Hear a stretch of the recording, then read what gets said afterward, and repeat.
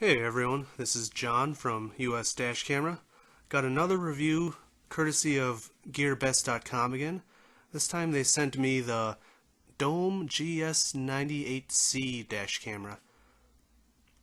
So Dome has been around for a little while. They make quite a lot of different cameras, and this GS98C is something that's been around, but this one is the C version, or the capacitor version. And typically, anytime there's a capacitor version of a camera, I would highly recommend it. So this is a pretty cheap camera with some pretty good specs. So it's got the A7LA70 processor, and that provides 1296p at 30 frames per second or 1080p 60. But it also actually has an ultra-wide resolution mode that's 1080p at 30 frames per second, but instead of 16:9 ratio, it's 21:9, so it's extra wide. This way, instead of using all the processing power for a 16:9 ratio, it'll cut off your dashboard or some of the sky, but give you a much wider viewing angle. The specs actually say it has a 178-degree super wide angle lens, but in the normal 16:9 ratio, it doesn't seem like it's ridiculously wide, so it doesn't seem like there's too much distortion on the side of the screen. But if you want to check out the specs, you can pause it here and read everything included. But let's get into the box. Now this box looks pretty generic. It just says car camcorder. It says full HD 1080, which is sort of funny because it actually goes up to 1296p. And I don't believe this was a new one. This is the first time I've been opening it, and as you can see, it wasn't packaged like it was new. So like I said before, this was sent to me for review from GearBest. So if you buy it from GearBest, and I'll provide a link down below if you're interested, you're likely not going to get one that's repackaged like this. This is something that's been repackaged for review purpose.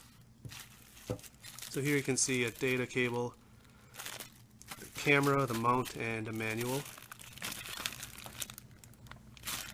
Now this is everything you're going to get if you buy it from GearBest, brand new.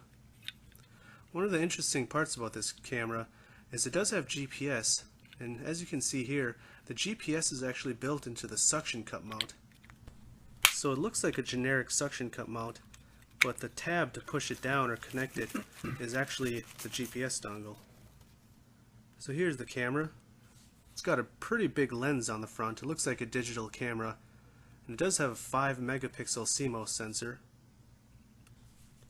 So here on the side we have the micro SD card slot. Along the top you can see on the left side the GPS, the mini USB for power, the connector for the mount, and then HDMI output. Then we got all the menu buttons on the bottom. I don't know how I really feel about this. I guess it's nice to have the buttons out of the way. But overall it feels pretty sturdy. This camera actually costs about $81 I believe right now, $80.99 on GearBest, so it's pretty cheap, but it feels really well made. So I'll put the suction cup mount on. So it is a proprietary connector, so you can't just use any other generic connector. And on top of that, the GPS is attached to the suction cup mount, so if you want to use the GPS, you're going to have to use the provided one. My first impression is I do not really like the suction cup mount, but I can say that about any dash camera. As you can see just looking at it, it's going to hang down really low, and the problem is the fact that it has a proprietary connector is it's not going to be as easy to find a more discreet solution. But you could just untwist the lock and pull that ball out on the proprietary connector and you put it into some other type of generic connector or 3M mount that's more discreet. So here's the manual. It's in a couple different languages. As usual, I'm not going to really go through it. But this camera does have quite a lot of features that a lot of other cameras that are under $100 don't have. For one, it does have a parking mode with motion detection and G sensor. First, let's go through the menu though. So one thing to point out, besides the buttons on the bottom, you got the left arrow, menu, OK, mode, right arrow, power on the far left,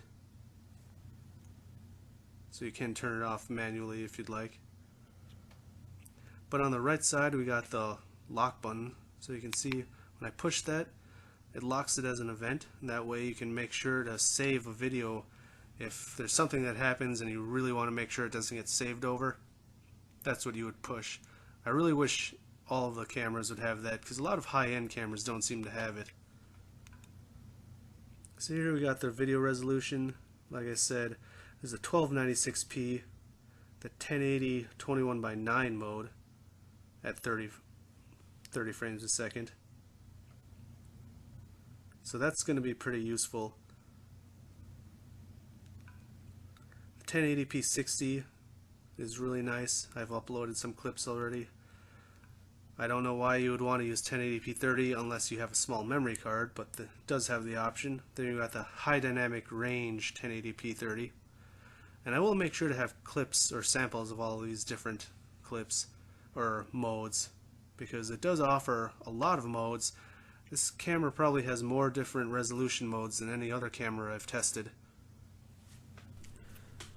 So besides resolution, we have the image quality. I have it at super fine. There's fine and normal. 1080p 60 ends up being about 20 megabits per second, and the 1296p about 18 megabits per second. So we also got the time-lapse setting, the meter mode setting, and I honestly did not know what that meant. I ended up Googling it, and it led me back to Dashcam Talk, of course. And one of the members there, Sonny, said it has something to do with how light is exposed, or the exposure of light is calculated. So I'm not really sure what that means. I just left it as default. I haven't used the dome camera before, and it's apparently been a feature in their previous cameras, so this is completely new to me. Either way, it's always nice to have new features. I just need to learn how to use it properly. So anyways, we have the anti-flicker. That's the 50 or 60 Hertz, and in US or Canada you want 60 Hertz. Date, time, or driver ID stamp settings. Loop record, we got 1, 3, or 5 minutes. Now ADAS stands for Advanced Drivers Assistance Systems, so if you're about to rear end someone or if you're drifting out of your lane, it'll beep. But I found it to be pretty much just a gimmick, at least in my experience. It doesn't really help if your car isn't actually going to brake before you rear end someone, so it needs to be connected to the car's driving system for me personally. So here we got the G sensor, low, medium, or high as usual. Motion detection on or off. This can be useful in the parking mode. We got the mic default on or off, and then the parking mode. So in the parking mode, if you have it connected to a permanent power source or hardwired, then you could leave it running while your car is parked, and you could turn on the motion or G sensor, and if your car is hit, then it'll sense that G sensor shock and record that, or if it senses motion, like someone walking in front of it, it'll start recording also. So there we got the language. 5 different languages. Card volume just says how much you have available or used. The system mode, NTSC or PAL. Driver ID, I didn't bother filling that in this time. So you got the time setup, the memory card format, the default settings. Auto power off is how long the camera will stay on if it's not recording. Then we have the backlight off setting, basically how long the screen will stay on for when you're driving. I keep it at the minimum. Delay power off doesn't seem to really make sense because it has a capacitor, so it's going to shut off within 10 seconds anyways, so it's not going to be able to stay on for a minute, but the option's there for whatever reason, probably from previous cameras. It's probably using the same firmware. So there we had the GPS on or off, the beep sound setting, and then we have the version info. And here's the version I'm currently running. So like a lot of other dash cameras with a screen, you can actually view the different files. So you can hit mode, go to the photo mode, and take pictures if you really wanted to, or you could view your video files or photo files. Personally, I've never had a reason to do it on an actual camera, but it could be useful in the event of an accident if you want to view it in your car and you don't have a phone that accepts micro SD cards. But I can turn it off manually with the power button if I wanted to. So next I'm going to show a quick clip of the motion detection, and it's going to come really fast. So there you can see I put that little Tecton screwdriver set in front of the camera, and if you noticed, it actually did start recording a split second before it came onto the screen. So there it was again. So that is a big improvement over a lot of the cameras a year or two ago, that the motion detection would be 5 seconds or more delayed. So I am pretty impressed that this $80 camera is that quick. So you can see it in my car. I have it installed somewhat off to the side. I do like the all black design, but the chrome does look a little noticeable. I really just wish they had a more discreet mounting solution. But let's go ahead and look at some actual video samples. So all of these videos are going to show up as 1080p 30 just because of the way I'm editing this video. But like I said before, I will have other sample clips. I already have a few sample clips up. Unfortunately, the 1296p videos don't seem to process correctly on YouTube, but I will upload some of the ultra-wide videos, which will show up as 1440p with black bars on the top and bottom. Either way, as you can see, the color seems to produce very well.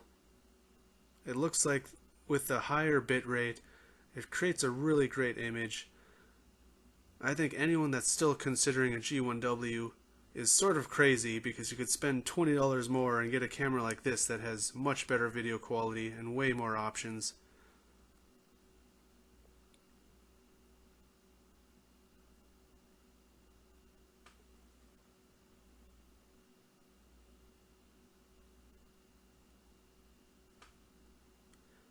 I think the fact that this camera has GPS and a pretty decent parking mode shows how far dash cameras are really coming, because when I started doing these reviews or looking into buying my own, these features were only in really expensive cameras.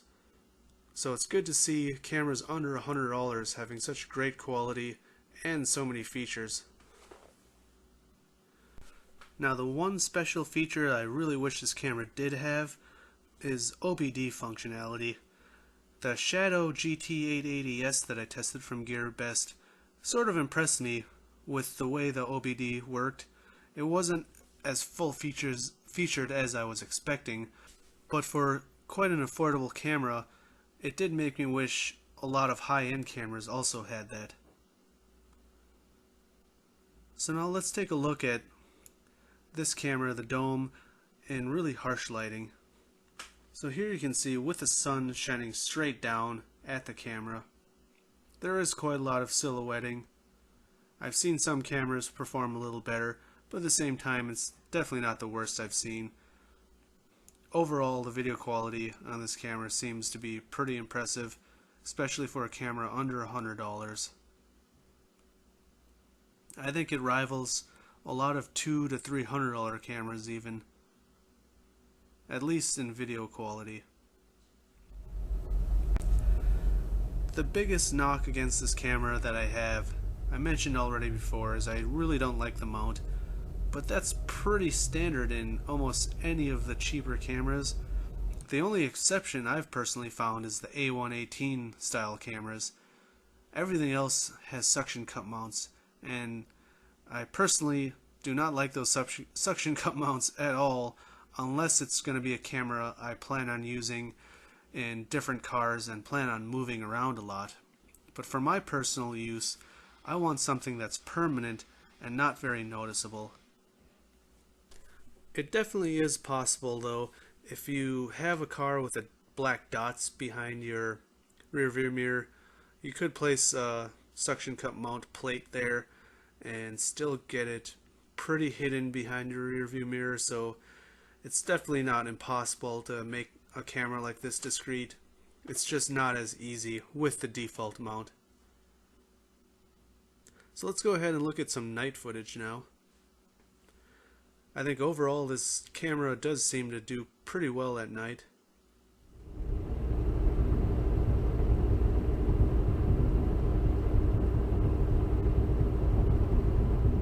My headlights do seem to pick up pretty well, and I will have another clip in a darker road, but overall for $80 to $90 camera, this is definitely pretty impressive. The high megapixel CMOS sensor and the A7LA70 processor definitely helps this camera a lot.